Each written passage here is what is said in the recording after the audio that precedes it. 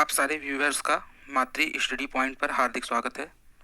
मित्रों, आज हम यहाँ बात करेंगे आरएएस मुख्य परीक्षा 2018 का परिणाम कब तक आने की संभावना है और साथ ही साथ इस बात पर भी चर्चा करेंगे कि आरएएस 2018 मुख्य परीक्षा की संभावित कट ऑफ क्या हो सकती है।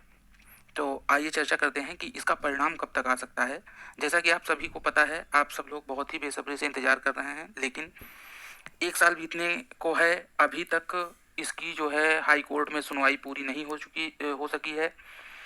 यद्यपि परिणाम तैयार कर लिया गया है, ऐसा आरपीएससी के द्वारा बार बार कहा जा रहा है। आरपीएससी ने और राजस्थान सरकार दोनों ने इस बात का प्रयास किया कि जून माह में ही इसकी सुनवाई हो जाए, लेकिन किसी कारणवश इसकी सुनवाई नहीं हो पा रही है। अब इसकी सुनवाई जो है वह जुलाई में होने की संभावना है, जिसके कारण जुलाई लास्ट तक ही इसका परिणाम आ सकता है। और यह भी एक संभावना है क्योंकि परिणाम जो है वह पूरी तरीके से हाई कोर्ट के आदेश पर निर्भर करेगा। अब बात कर लेते हैं कि इसकी संभावित कट ऑफ क्या हो सकती है।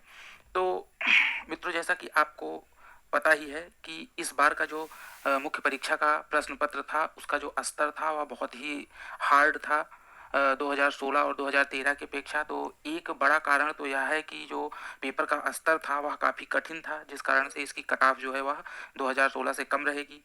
दूसरी चीज़ है कि इसमें अब की बार पदों की संख्या जो है वह 2016 से अधिक है। कुल मिलाकर के 980 पद हैं, जिस कारण से भी कट ऑफ कम जाने की संभावना है। अगर हम बात करें जो फोर्थ पेपर था, उसमें जो हिंदी व्याकरण और जो अंग्रेजी व्याकरण से संबंधित जो भी प्रश्न पूछे गए थे, उनका जो स्तर था, पूछने का जो ढंग था, वह पिछली परीक्षाओं की दृष्टि से अगर देखा जाए तो पूरी तरीके से अलग था। तो यह भी कहीं ना कहीं फोर्थ पेपर जो है वह भी एक महत्वपूर्ण भूमिका अभी तक निभाता रहा है और इस बार भी वह कट ऑफ को कम रखने में एक महत्वपूर्ण भूमिका निभाएगा।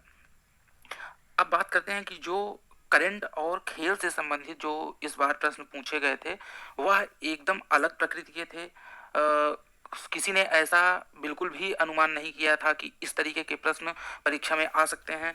वैसे ओवरऑल भी अगर देखा जाए तो जो प्रश्नों के पूछने की प्रकृति थी या प्रश्नों को जो पूछने का ढंग था, वह पिछली मुख्य परीक्षाओं या जो भी कोचिंग संस्थान द्वारा प्रिडिक्ट किया गया था कि इस तरीके के प्रश्न पूछे जाएंगे, उनसे बिल्कुल अलग था।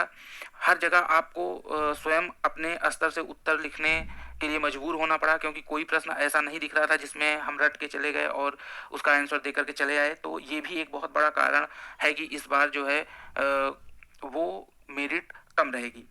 अब एक महत्वपूर्ण तथ्य यह भी है कि इस बार जो है गणित को हटा दिया गया था सिलेबस से।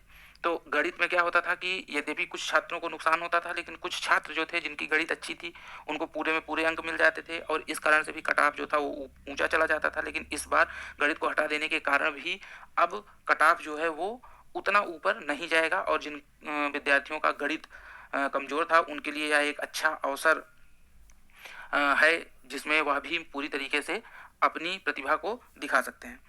अब एक तथ्य यह है कि मेरिट जो है या कट ऑफ जो है वो कम तो रहेगी, लेकिन इतना भी कम नहीं रहेगी। जैसा कि कुछ लोग प्रेडिक्ट कर रहे हैं कि बहुत नीचे जाएगी, तो बहुत नीचे नहीं जाएगी। क्यों नहीं जाएगी? क्योंकि यद्यपि 980 पद हैं, लेकिन ईबीसी और एमबीसी का जो कुल आरक्षण है वह 15% हो गया है। तो यह भी कहीं ना कहीं सामान्य वर्ग या टोटल जो नंबर ऑफ सीट है उनमें कमी करेगा।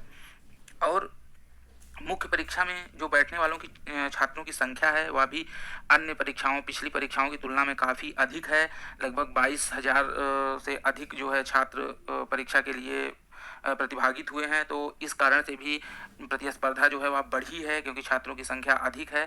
तो इस वजह से भी कट ऑफ बहुत नीचे नहीं जाएगा, लेकिन हाँ ये है कि 2016 की अपेक्षा कट ऑफ कम रहेगा। अब देखते हैं कि 2016 में कट ऑफ क्या रही है। तो हम यहाँ पे जनरल कैटेगरी की बात करते हैं। जनरल कैटेगरी से ही अन्य जो भी आरक्षित श्रेणियां हैं उनकी कट ऑफ का अनुमान लगा लिया जा सकता है।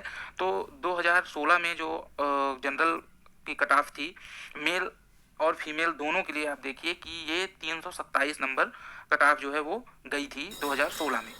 अब हम बात करते हैं कि 2018 में जो कट ऑफ है वह क्या हो सकती है। तो सामान्य वर्ग के लिए जहाँ तक मैं समझ रहा हूँ, मेरा अनुमान है और यही होना भी चाहिए, यही होगा भी कि जो कट ऑफ है वह 285 से 305 अंक के बीच आपको मुख्य परीक्षा की कट ऑफ 2018 में देखने को मिलेगी। आरक्षित श्रेणियों की जो कट ऑफ है वह इसी क्रम में और नीचे रहेगी।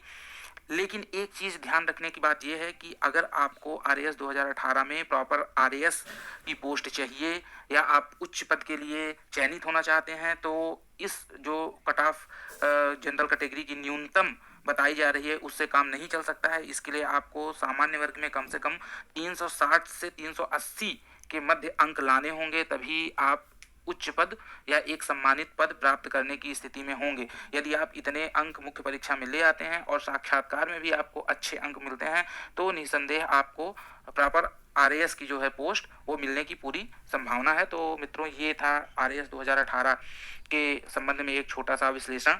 मैं आशा करता हूं कि यह वीडियो आपको पसंद आया होगा। अगर आप वीडियो को पसंद करते हैं तो कृपया इसे लाइक करिए, शेयर करिए और मेरे चैनल मात्री स्टडी पॉइंट को सब्सक्राइब करिए, ताकि आरएएस 2018 से संबंधित कोई भी लेटेस्ट अपडेट हो या आरएएस से संबंधित कोई अन्य अपडेट हो तो उसका नोटिफिकेशन आप तक तुरंत पहुंच जाए। वीडियो देखने के लिए आपका बहुत बहुत धन्यवाद।